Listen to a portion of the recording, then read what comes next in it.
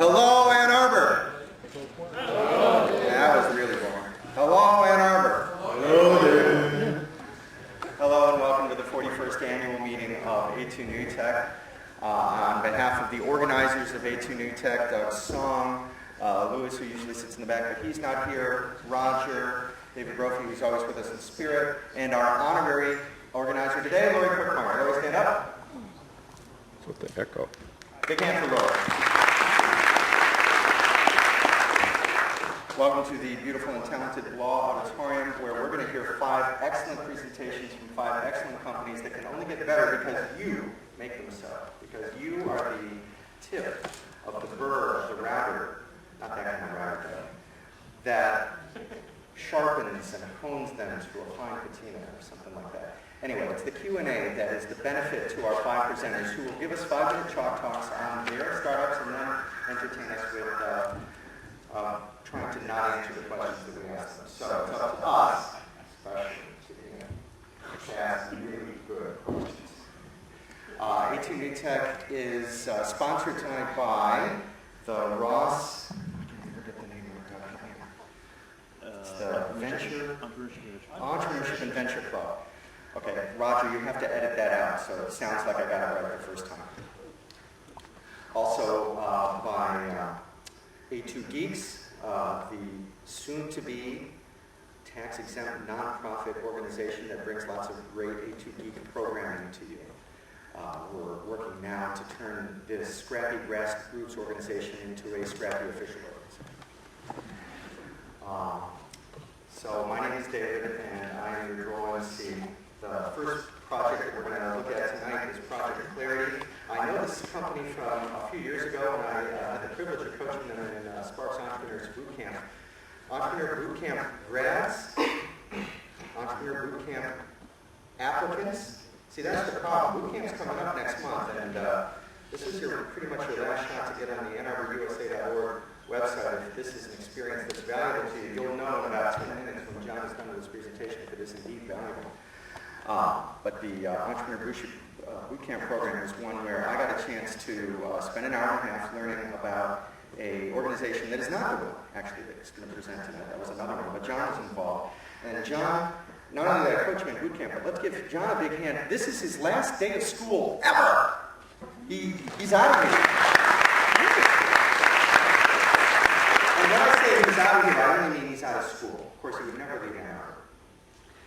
He'll be joined by David Sideman, no stranger to this stage. David graced us at the last Ignite with a very thorough presentation. So let's give it up for Project Clarity, John and David. So thank you.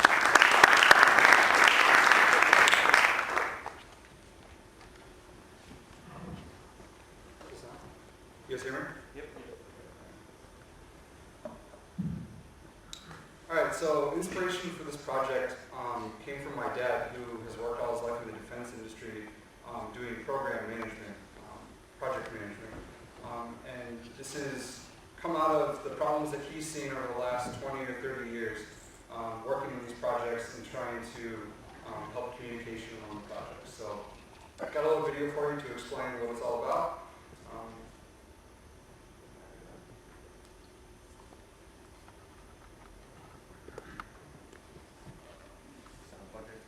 Yeah, it's plugged in.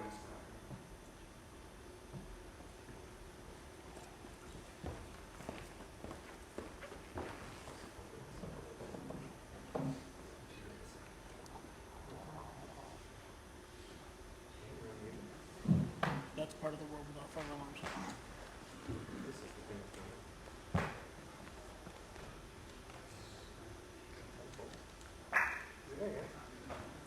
Imagine.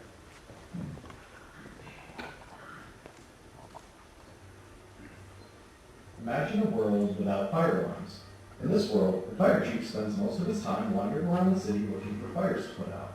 By the time he sees the smoke and gets to the scene, the entire house is burning down. Today's project manager is a fire chief without fire alarms. You spend a lot of time running around, checking in on everything, but by the time you see the smoke, your projects are already burning. What if you were alerted to small problems before they get out of control? Meet Fred, chief engineer at a defense contractor. Right now, Fred has 8 reports pester team leaders for status updates through emails, meetings, TPS reports, and a lot of telecoms. This is Oscar. He's a week behind on his part of the project, but he's sure he can get caught up by next week, so he won't tell his boss. Another week goes by, and Oscar is now 2 weeks behind. He still won't tell his boss because now he's afraid to explain why he didn't say anything sooner. A month later, Fred finally sees the smoke, but Oscar's fiasco is now 5 weeks behind. Several of the parts of the project have been significantly delayed, and Fred's boss is not happy to get a report about a project that's over a month behind. Meanwhile, other project managers are scrambling, trying to wrangle the giant scheduling mess that's created. In the middle of all this chaos, Fred asks himself, what if my projects had fire alarms? Let's see how that could have gone differently if Fred had been using Project Clarity. Oscar realizes he's getting behind, but he doesn't have to tell his boss directly. He logs onto Project Clarity where he already does his time tracking. In the estimation center, he can make an anonymous estimate for his schedule that things will finish a week late, and includes a suggestion that management authorize overtime to catch up. Later, Fred logs into Project Clarity, and his dashboard alerts him about everything currently in critical red or caution yellow warning states. Under changing rapidly, he sees that changes in project status occurred recently and are getting worse. He checks his Gantt charts, which automatically update in real time using the estimations from team members like Oscar. This enhances a traditional Gantt chart with 2 novel features. For each active task, a box and whiskers plot which is generated from the team's combined estimated end date, and for each future task, a second bubble in yellow that highlights how other parts of the project on the critical path might be delayed.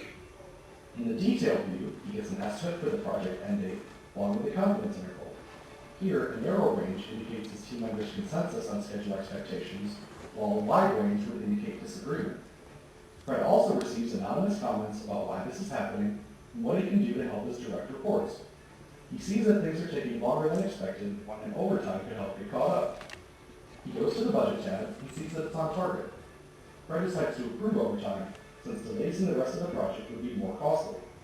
When he checks in a few days later, Fred's dashboard gives him feedback that his actions are working. Project Clarity gives Fred visibility over progress for the entire program in one location without scheduling a single meeting or call.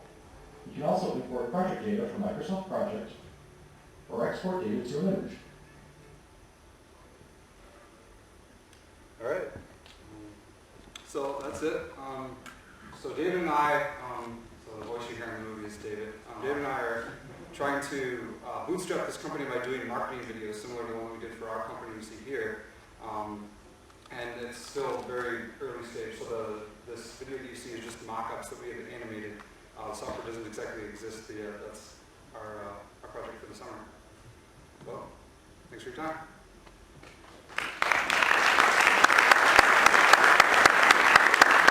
So we're going to take questions. I've got walk-around mics for everybody. Barry wanted to be first in line. Yeah, of course. So here's your mic. Are you looking for alpha testers?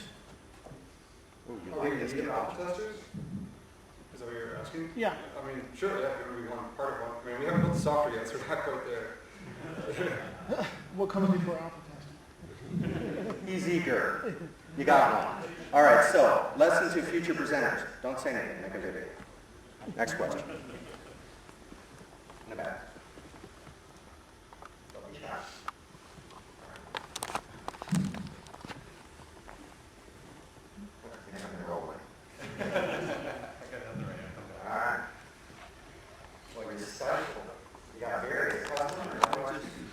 Yes, right here. I'll just speak up. Please. Will this be based on an existing product, project manager product, or is this from scratch? Or is this an attachment to? So, David was actually a little bit confused. This is a new company that I'm starting. The company that I started before is called Clarity, and it uses collective intelligence to help companies make decisions. This is a different company, but an extension off the same idea. So what you don't see that's happening in the background is we have a collective intelligence engine that takes all of these estimates, puts them together, and then comes up with the estimate that you see there with the box and whisker. It's a little bit different than just taking an average of everyone. It weights it based on the timing that these things happen. So people who make accurate estimates earlier are rewarded and also weighted heavier in the system. So it changes. it adjusts quicker than just a regular average would. Have you come up or determined a plan as far as what types of companies you're going to market this to, whether it's going to be medium companies, large companies, and how you're planning on selling this to them? So just based on the nature of the problem with the communication, it tends to be larger companies. Since the inspiration we had was defense projects, and because that's the people that my dad knows, that's who we're talking to initially. But I don't think that that's, we don't really want to be stuck selling to the government long term. But I think typically it's going to be medium or larger sized companies. It's going to be, typical enterprise sales company. A lot of emphasis in the video was based on he messed up and he can anonymously report that someone messed up. Is that kind of a big focus area you have for what this is? So I'll kind of break that out into two pieces. So it's not necessarily that someone messed up, but in particular in defense projects, a lot of times requirements tend to change because the things that they're working on are fairly technically complex and they've really never done them before, so they don't always know up front what they're getting into. So this is a way for them to anonymously provide feedback that the person on top makes a decision, hey, we're going to put a bigger gun on this tank. Well, everyone says it's going to take an extra 9 months and an extra $9 million. Is that really, now I have the information as a person on top to make a decision, well, is that really worth it, with the delay and the extra money? So that's what it's really all about.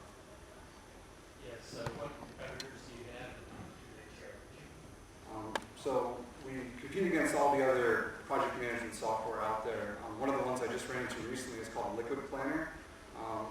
They do what they call smart scheduling, but there's really not a whole lot of companies that I've found that take this approach to try to getting a whole lot of input from people. It's typically things like Microsoft Project, where you have one person call up everyone and see how everyone's doing, and then one person who puts the data in the Microsoft Project, and then you put it in a PowerPoint.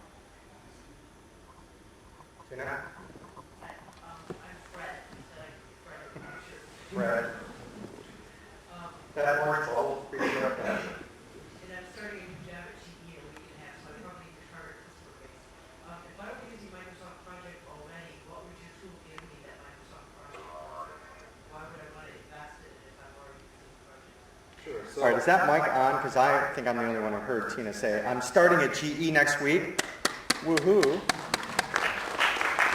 And why is this not Microsoft Project in 99 years ago? So we like to call Microsoft Project a glorified Gantt chart making tool. So it doesn't actually do any of the data collection for you. You have to input all of that information. So we give you the ability to import all that information from Project, and then this is a way for you to track how things change over time. So as people get behind, or as specifications for the project change, you can have everyone below you tell you, for the part that I'm working on, this is how it's going to impact it. And then you can use that information to make better decisions around the project. All right, thanks guys.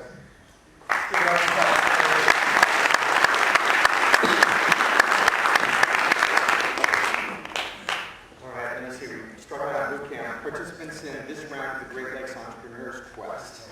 All right, now on to lots of those. All right, so your executive summaries and your business plans, they're all gorgeous now. Just can rest 3 weeks before the deadline, right? Yeah. So I'm going to be selling caffeine tablets tonight. I'm going to do really well. So this year's, or this, it's a tour year, so this current round of the Great Lakes Entrepreneurs Quest, do we have any GLQ ambassadors? Okay, that'll be me today. The Quest added a third track to 2 already popular tracks. I'm talking while core expense is supposed to be getting out. So the 2 tracks, a new business idea track, which has a $5,000 purse. That track awards for a new business idea. It's a pre-revenue company, produces a 7-page executive summary. The emerging company track, which was up until this round, the big money track for Great Lakes Entrepreneurs Quest, had a $25,000 purse. And that was for a company that was in revenues. They would do a complete business plan And typically emerging or new business idea finalists, the first, second, and third, were eligible for winning additional prizes that are being awarded this year by TechTown, by Next Energy, by Automation Alley, and MEDC is actually awarding additional life sciences prizes. 3 companies will win additional awards this round, but the big money is the Smart Zone Award. This is the first year JDQ is doing Smart Zone Awards. One of the most popular categories with a $100,000 purse that will be awarded in June. Go to gleq.org to learn why some company is going to be worthy of these prizes. Honestly, the best thing you get out of GLEQ is you get an honest-to-God, flesh and blood OPM investor who's going to read your plan and shred it and give you the feedback. So once again, same theme as A2 NewTech. Feedback makes these companies strong.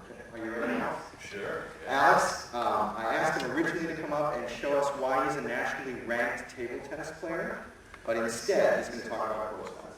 Right on. Take it up. All right, hey guys, my name is Alex Linebrink, and I'm here with a couple partners, Brandon Darling and Manat Hassab.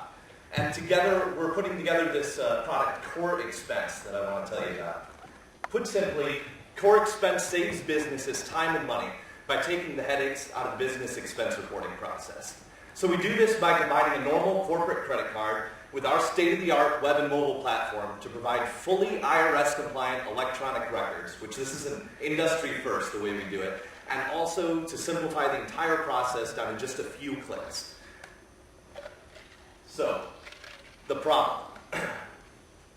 Right now, when businesses kind of look at this whole expense reporting process as a necessary evil, something they only do to make sure they don't have problems when the IRS audits come along or when their books don't balance. So when an employee incurs an expense, they'll scramble to collect every receipt that they possibly can, jot down notes on this receipt, and then fill out these time-consuming expense reports. And then send all these expense reports to their accountant. Their accountant will then go through all these expense reports by hand and manually auditing them and then entering them into the accounting software by hand. And it's just this really needless process that we don't think should be there. Way too much going on. So that's where Core Expense comes in. With Core, we not only simplify the whole process, but we also turn it from that necessary evil into a necessary benefit. So with Core, when a team member incurs an expense, they'll simply swipe their credit card, and that's it. In a few minutes, they'll get a notice on their mobile device asking them to verify the charge. This will happen automatically, and they'll do it with one click. Their account will be automatically updated with pending expenses, and anything that's out of the ordinary expending is going to be automatically highlighted right on the screen for them. So it's an intuitive system. And one click will send that all right to the accounting software, direct export. So the other part of this is we're providing real-time analytics directly to the team leaders so that they can use these analytics to cut costs by switching vendors, negotiating group rates, or just kind of looking at the best practices among their spending. This is one of our biggest features. So with Core, the whole process is no physical receipts, no hand paperwork, and lots of saved time and money. So, with this, let's look at our target market. There are over 10 million businesses between the US and Europe that are doing expense reporting right now. Out of these businesses, our largest competitor has about 10,000 of those carved out. So the market is obviously pretty ripe. That's not a very high percentage. We are going to go a little bit different way than things. Since there's so many businesses to go after, instead of going after these businesses one at a time, we're looking to go after the entire crowd of them, thousands at a time. And this is going to be by licensing our software directly to banks. This is an innovative business practice, a business model that we have going on here. So we license directly to banks, and they package our software along with their corporate cards as a value-added feature. So competition. Do we have any? Of course. If you watch TechCrunch, you know that we've got a lot of competitors, dozens. But none of them are providing the fully automatic expense reporting that we're doing, none with the level of analytics, none with the IRS compliance without exception like we're doing. and none launching to thousands of businesses at once. That's, again, just going to be our huge advantage. And we do already have a top 20 U.S. card issuing bank interested in our product here. So the money, this is my favorite part of it, where we make the money. One is the transaction fee. There's two different ways, a transaction fee and a monthly per user fee. So this is about $5 per user per month. Oops. And with that, in year 3, we're looking at about 1 million users and over 40 million in revenues. So we're just getting started, but big goals. And that's just with core expense. In the future, we plan on expanding into multiple products and multiple revenue streams.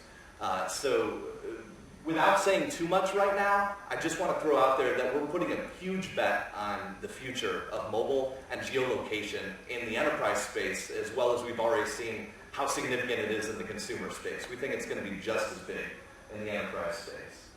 So quickly, what are we up to right now? We're developing our product version 1.0. We're in the middle of that development, and it's a huge project. So we're also going to be looking for outside investment, seed investment, to keep us going. We've got a couple commitments so far. One of them from someone who already sold his company to Google for $50 million. So he's a good guy to have on our side.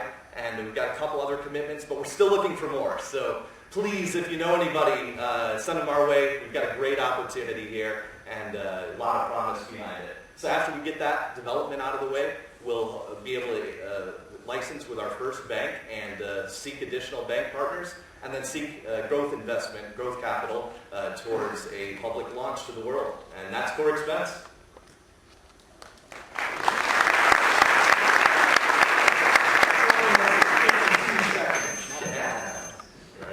Sweet. All right, I know I have some questions askers here, but I'm going to ask the first one. $5 a month, 12 months a year, 1 million customers. Of that 60 million, how much goes to the bank? How much goes to? The bank that is doing your marketing for you. This is a really complicated setup, so we have a lot of that's going on here. Part of it is that we're cutting their lead costs. So their normal cost per acquisition for a bank is anywhere from $30 for someone that doesn't spend a lot of money on their card every month to $100 cost per acquisition for these customers. So we're subsidizing that cost per acquisition back to them. Out of that $5, it's all going to us. But they're getting a lot in return because we're actually paying them to send some customers to us. We're paying them about $10 per acquisition to send customers to us to pay that $5 per month. You make money a month through. Something like that, yeah. All right, everybody has to have other questions, and now the game is easier. I've actually got one quick question and one more question. Now you said one of the advantages to core expense is that you're kind of doing away with the paper receipt. It's all electronic. Sure.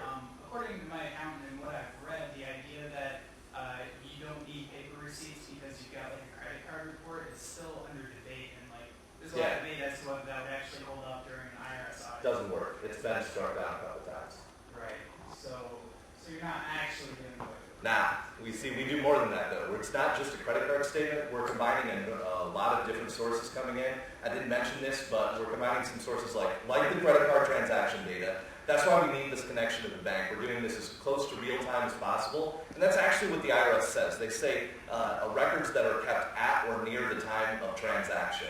And then they have requirements for what these records are. Some of them require even like what person you're with, depending on the expense. So if you have a dinner expense, for example. So how we do that, we take that from other sources. They can fill it in ahead of time, even if they have it in their itinerary. We're ripping actually straight out of the itinerary, importing that data right into the software here. And also another area, if it doesn't have anything, that screen that popped up, the mobile screen, if there's anything that's missing, it's going to ask you right then to input it. But it could all have it all if you have your itinerary filled out and if the mobile location on your phone is good to go. So you actually just answered my next question. My next question was going to be, how does this differ from having a business credit card that you import into mint.com? But We got a lot more details going in. So why are you going after banks and not credit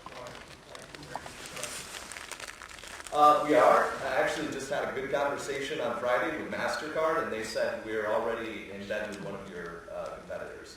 So that's what we're seeing a lot. Actually, American Express is in bed with Concur. They're hooked up with them. So Yeah, it's a complicated setup, but we gladly take some of that share. MasterCard is actually looking at if they could be able to partner with us on the lower end of things and leave this other competitor on the upper end of things, so it's possible.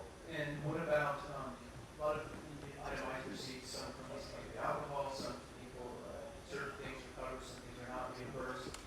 How do you deal with that? Because the transaction that comes here is just the final amount, a lot of them do those sort of things. Yeah, this is a whole back end. It's too bad I don't have a mic for Meetup. Meetup knows this process, our software, a little bit better than I do, but basically what's going to be going on, we'll have a way to pass around the receipt portion of it. So it'll charge back stuff that's for personal use that's done on the corporate card, or vice versa. You can actually log expenses that are done on your personal account. How do you know? What's that? How do you know what was spent about an itemized transaction? Based on a lot of different company policies. So, how do we know what's spent on the itemized transaction? Gotcha. Detailed, yeah. There's a couple different ways. A lot of people are switching over to itemized receipts, but if it's like grocery stuff, people are gonna have to list some things on this. This is mostly for T&E at this point. I can go in depth if you want to talk about it's a really long explanation. Paul and then Karl.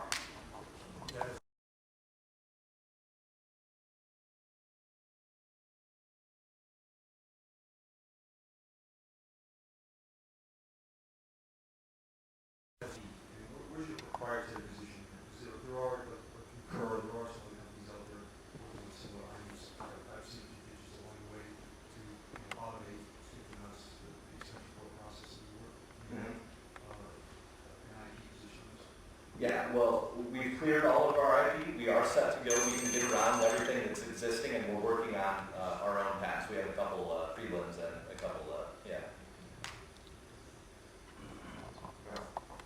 I was just curious, it sounds like you have a lot of really great deals on you, but I was just curious what, having the credibility to get a bank to trust you, especially with working as a startup, and how you, I would just imagine that kind of challenge. I'm sorry. Just having the credibility to have a bank trust a startup?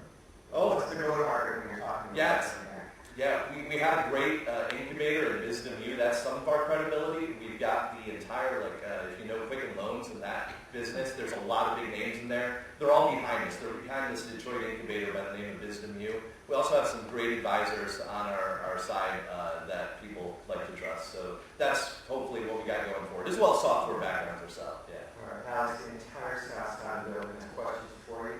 We're going to have Alex out in the winter garden after this presentation, and you can cover the good questions. Good questions, all. Thank you very much. Thanks, guys. Let's give it up. All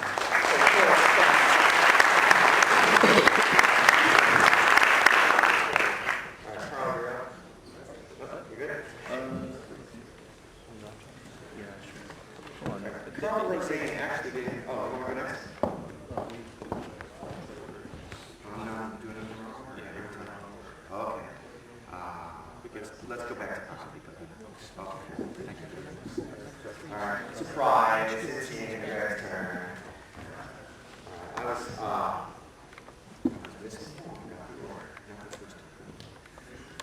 we do have a method to our madness.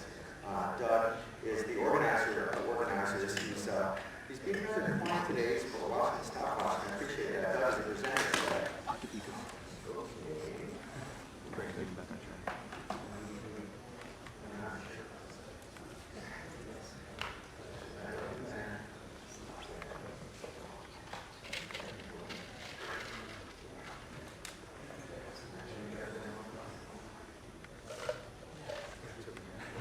So there's a very good reason why PocketPico decided on the name PocketPico for their product.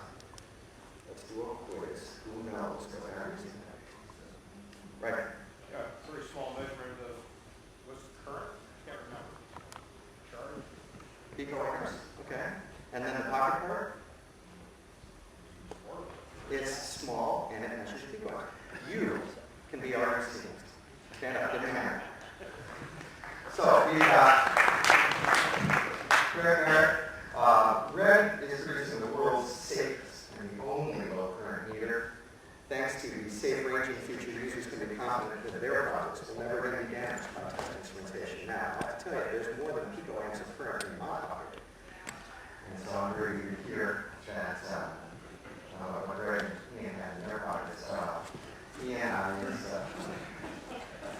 is familiar with Mark Main's projects. He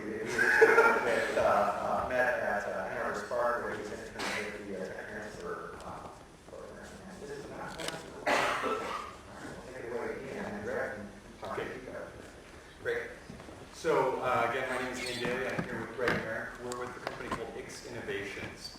And today we're going to take you through a short presentation and a demo of how our product works.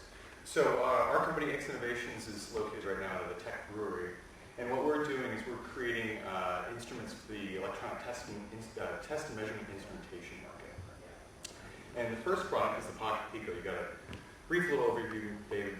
So it measures picoamps, which are extremely low levels of electrical current, all the way down to a trillionth of 1 amp, which is incredibly small. So these are very sensitive devices.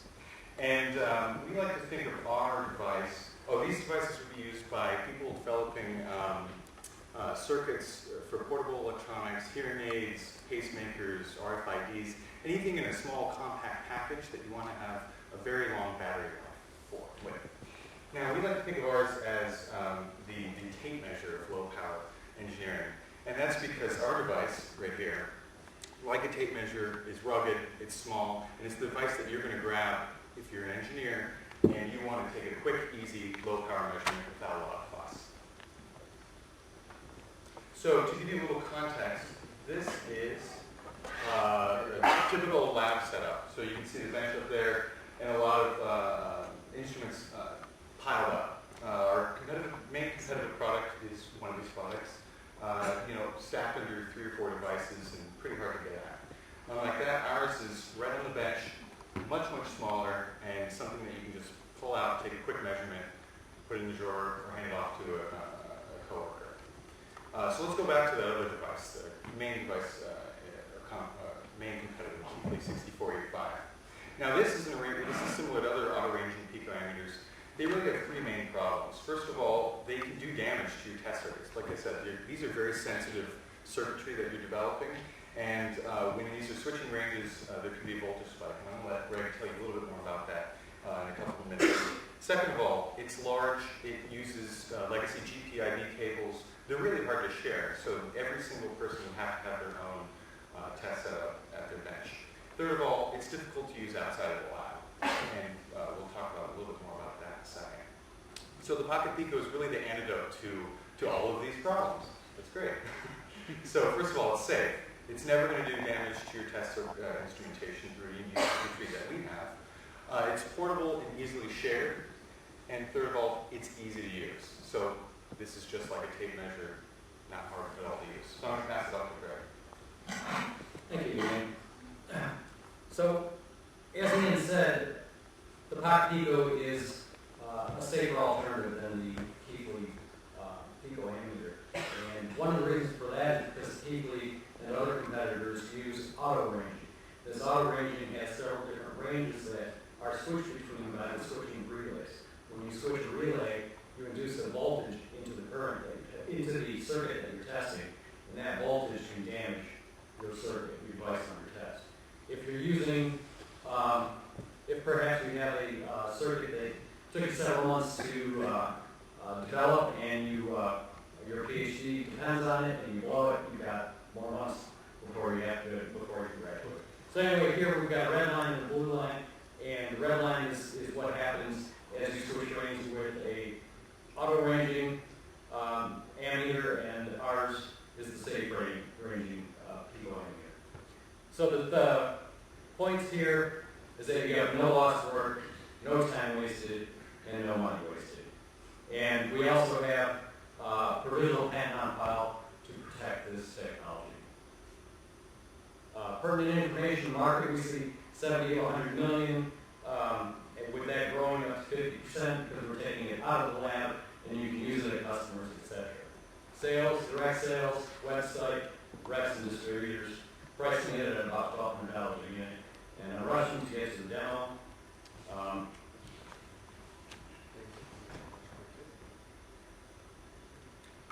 So this is This is the new packaging that we're using. This is the test device, so it looks a little different. 20 seconds. Okay. Well, we'll use this. We'll eat into our question time just to show this up. So you just easily connect it via USB. You connect it. This is a Portier. So oops.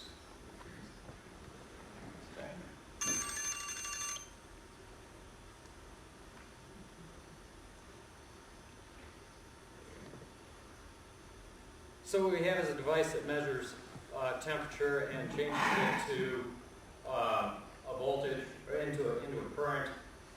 And so we will apply temperature to it and show you the current changing. How will you apply it? Is it running?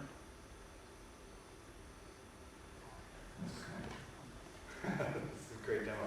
All right, so why don't we move on to questions and let's go on. All right, now we're going to begin with the PhD electrical engineers in the audience. Pico amp experts. Okay, we'll go from masters in electrical engineering. Bachelors of science. See, all right.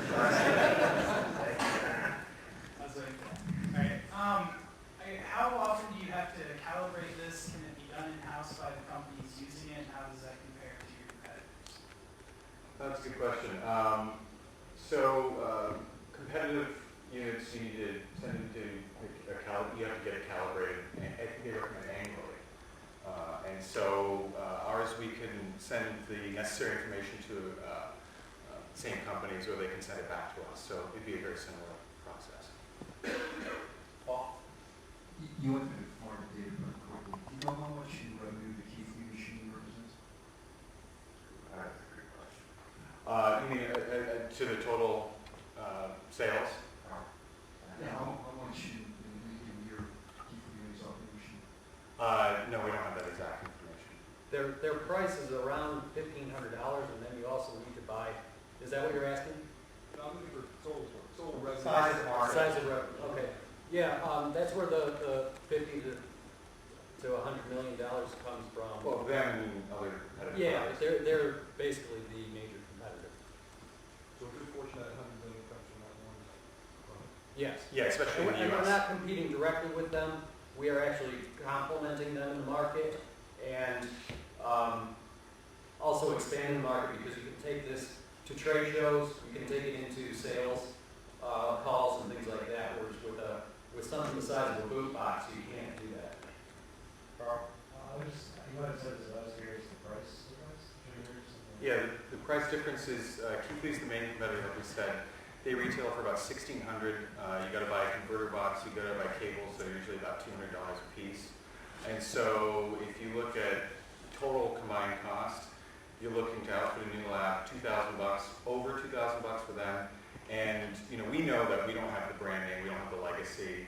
And frankly, ours is, we want to price it low so people don't have to go through POs. It's a much easier process if we keep it around the $1,200 level. What's your cost if you have to make one of these? What's required to scale up production? I'm not going to get too much into our margins, but we have. Well, I think you can easily bet that. I think a public forum is not the best place, but we have healthy margins that are in line with the industry. Oh, and to scale, yeah, we'll see our margins improve, not drastically because it is large to begin with. Right, but what's required? Can you go into production right now? Do you require equipment? If you got 1,000 orders tomorrow, Oh yeah, I mean we're We're about to outsourcing. enter into a beta testing, and after that we'll be ready to go into production. Also, You have cash on hand by all cars to build. Yeah. 1,000 times $1,200. Not 1,000, but so we're starting. That is where you're wrong with it. Yeah, does that price include a $200 cable? Our price? Your price. Oh well, we run off GPIB and we're going to package in. No, we run on the USB. I mean, excuse me, USB. Okay, so yours is mostly a USB device, Mhm. so you need a laptop or something sitting next to it, so to see the results. Yeah. Which you can also presumably log. Yeah. You can also analyze it directly with your computer as opposed to the other devices where you have to convert the GID to get it into MATLAB or MathWorks or something like that. Bluetooth, Right, yeah, future. take it to my Droid. It's Apple's got a version of Droid. That's what it is. So I don't know if I missed this or not, but is your competitive advantage that it doesn't do auto ranging, or that it does auto ranging in a way that doesn't use relays? It does ranging in a way that doesn't use relays, so it's safe ranging. Let's give it up for PocketPico.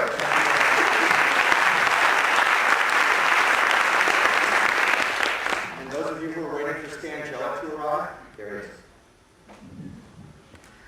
Next group, Real-Time Farms, Karl Rosaen's company, is a bit of a mystery when you tell me anything about it. So, our mystery man passes the stage. I still want to see how it turns in my pocket.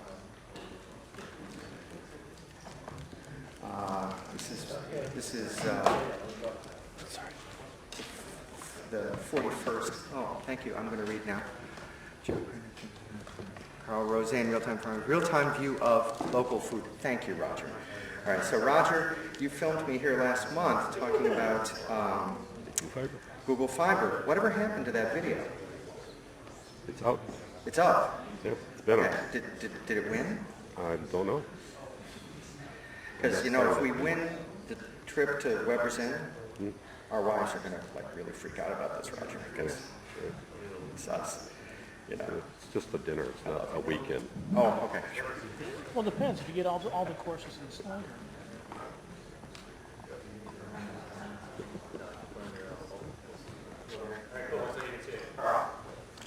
Carl. My name is Karl Rosaen. I'm the founder of Real-Time Farms. Real-Time Farms is a live local food guide that lets you know what the freshest food is around you right now, based on where you are, the radius around where you are. So because I only have 5 minutes, I thought I would just do a live demo on a site that's already running. That is actually going to be launching in 2 weeks, unless you have beta access right now. So as you can see, basically the front page kind of just gives you a quick insight into recent posts of nearby markets and what you can find. So you can see, for example, at the Arbor Farmers Markets on Saturday, you could have gotten a pot of flowers. And you can also see other markets that are nearby you and all the farms that are in the area. One cool thing is the ability to search for a specific item that you're looking for that was recently available. So let's say I want to find Garlic mustard. garlic mustard. No garlic mustard recently. What about rhubarb? There you go. So looks like Cobbles Acres had rhubarb available on Saturday. And it kind of jumped right into a picture of all the different posts that were associated with that stall. And you can see that they also had jams and jellies, and how about that, noodles and maple syrup. So let's jump out to the Arbor Farmers Market kind of summary report. And you can see that all these posts that have been made to the site have been assembled into this kind of live guide where you can see a summary of all the different stalls, a lot of information here, about 20 different vendors were there. And let's say I'm just interested in finding a few things, like I want to go to get arugula and some eggs and some lemon clouds. Yeah, so now I have a report from Saturday's Farmers Market where I can see just the stalls, focusing just on the stalls that have what I'm interested in. Kind of helps sort through this. Now, I really want to kind of squeeze in, I mentioned this mysterious posting. I mean, this is kind of a cool report assuming that this information exists. So I'm going to pretend that right now I'm at a market and I'm taking a picture of all the beautiful produce at the stall right here. And with any luck, when I mail this in to share at Real-Time Farms, the Gmail program will upload it without too much trouble. And what's going to happen is this is going to be posted to the site directly.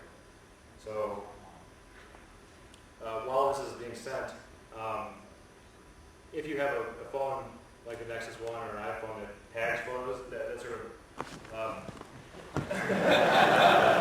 that has like a GPS device associated with it, then it'll basically extract that data and figure out the closest market and automatically closest to that market. So let's see if this works here. Going back to the main page.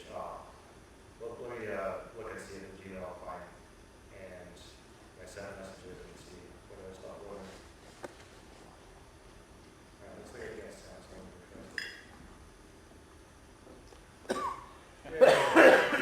Alright, so you get the idea. Someone's at the market, maybe the farmer's market manager is really excited about promoting their market. So they send in a photo and people can see it right away. And maybe you're reviewing it and you can say, okay, I'm going to make it even easier for all my friends. And looks like this farmer's market has geeks, nerds, and entrepreneurs. And I will tag that.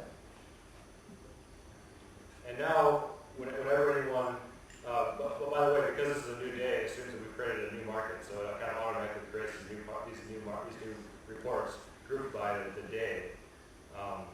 And if we go back to the front page now, and if anyone else wanted to find geeks in the area, then there we go. So I believe, I'm not sure how much time we have left, but based on my practice, I'm guessing not a whole lot. So I guess I will kind of jump out in the Q&A. All right, that's going to ring in a minute. Okay. I'll be ready. I'm not sure what screen it's on. Could you hand this back to Michael? There we go. Oh, good timing. In order to scale this across many cities and many states, it seems like you'll have a little bit of a chicken and egg problem, getting both the farmers, markets, vendors, posted pictures, and consumers to be aware of the site and searching for it. Do you have a plan to address that challenge at scale? Yeah, that's a really good question. Well, I think that, well, first of all, one of the first things I discovered in talking to a lot of farmers in the area was that I could not rely on them alone to provide this information. I mean, ideally, you have farmers taking a picture of the stuff that they have before they bring it to market, and then there'd be perfect information. But they're very busy, not always tech savvy, so that's why I thought anyone can do it. Farmers market managers, consumers. So what I would like to do, I guess, because anyone can post, that kind of lowers the bar. And the way I plan on scaling it out is basically just going to a bunch of markets in the area. I was able to take all those photos on Saturday in about 10 minutes, just walking around my phone, taking a bunch of photos. Then as we were driving up to Detroit for something else, I was mailing in the photos and the tagging, and then it was all set up. And then while you're at markets, you can, as people are asking you about it, you can say, hey, this is how it works. You can just email in to share real-time farms. And I think when you talk about the community that's really passionate about local food, they're really energetic. And I feel like that's a crowd that could potentially get invested into this. And the plan, one idea I have for scaling it out in remote regions is to kind of like target one region at a time, maybe post, one of my friends, John from the Tech Brewery, had this idea, post an ad to Craigslist saying, we need volunteers to help promote farmers markets in this area. And when they respond, they just go post some photos to the site, and that kind of thing. So I'm going to scale it out in this region first, although when I release it, I'm just going to let it rip and see what happens across the country. Couple questions. Question one is, are the pictures going to be moderated? Otherwise, people are going to take the camera, stick it down the ass. Schlock's on sale. Is one question. The other question is, how do you monetize this? Okay, so the first question was, how do you do it with the Schloss photo? Well, I have patented Schwan's protection technology. I think I'm going to basically just sort of assume the best, and then as problems happen, very least have flagged this photo. Kind of like any other user-generated content site, you'll have problems, but I'm thinking the farmers market enthusiast crowd is probably, hopefully not the rowdiest bunch, but probably the biggest risk is like my friends from college doing that on launch day just to piss me off or something. And then monetization. I didn't have a chance to get into kind of branching out from farmers markets to other local businesses that source locally, but I think that's when it becomes really interesting, where you can browse from farmers market to farm to the menu item at a restaurant that is being sourced locally to the other ingredients that are coming from other farms in the area. And then the proposition becomes, hey, if you're a business in the area and and you went to the trouble to source locally, and it is a fair amount of trouble. You really want to reach this customer base that cares a lot about local food. So I want to provide a way for them to advertise and offer coupons through the site to this sort of targeted audience.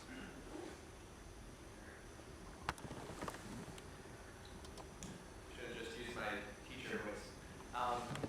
Building on something that somebody else asked recently about getting people to access the site, generating users, building up a user base. It seems like this content is really time sensitive to the point that by the time somebody's taken a picture and loaded up the photo and I go to look at it, farmers market's already, they've sold out of that or they're leaving.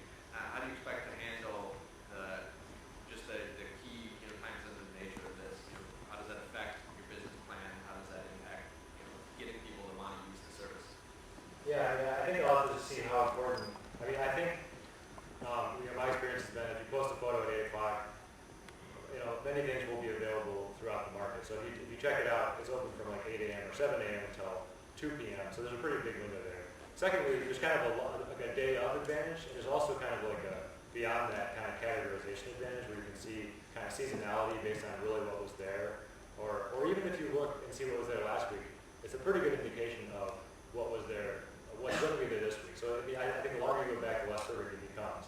So I think there's value even once you go beyond that day. Yeah, I was just going to say, I really like it. I think it's very user-friendly. But as you were presenting, I began to think of restaurant managers or individuals that procure food locally at the restaurant level. And maybe there's like a subscription model for these individuals. You would obviously need to give them something more than generic user. But I think that they could really benefit from this if they could get time-sensitive material that no one else is getting. But their benefit is, that they have foods and produce that no one else is getting. They just they want to find stuff for their own ingredients for the restaurant. Correct. So there are restaurants really across the U.S. that change their menu either daily or every 3 to 4 days. If I were a restaurant manager or I were the chef, the sous chef, I would be very interested in knowing if I were going to make, potatoes au gratin and I wanted fingerling potatoes. Where can I get fingerling potatoes in February? And I want the bread. And I want them from Michigan, this part of Michigan. Who has it? Yeah, that's a good. I've been thinking about that, and I think when you're talking about getting more into the distribution side of things, and when I was first thinking of doing this, it was actually going to be all about distribution, trying to make it easier for like a restaurant to source locally and make it easier for a farm to source to restaurants nearby. But what I realized is that it's a really hairy problem actually, and I think just trying to put the information out there and see what people use it. It could be that just the sheer information side of things could be a subscription business model, but I'm anticipating my best bet at this point is actually the marketing of the fact that you are sourcing locally, however you would manage to do that so far. Blau, So this is interesting to look at because one way that you can potentially get the information to users as quickly as possible, have you ever heard of Craigslist notifiers? Basically you're like, dude, I want a Honda Civic from 1995, less than 100,000 miles. And then you put it up there and you just kind of wait. It's kind of not exactly the same thing, but most people are kind of looking for things now, but you can put up your grocery list at the beginning of the week. And then as things pop up, you get these notifications to your cell phone saying that, hey, you want some cucumbers, sprites, eggplants? Yeah, they're available. I like that idea, yeah. The other thing that I was thinking about a while ago, actually it has little to it. I'll let other people Blau, you have redeemed your entire side of the auditorium. Excellent question. Let's give it up for Blau. And for Karl.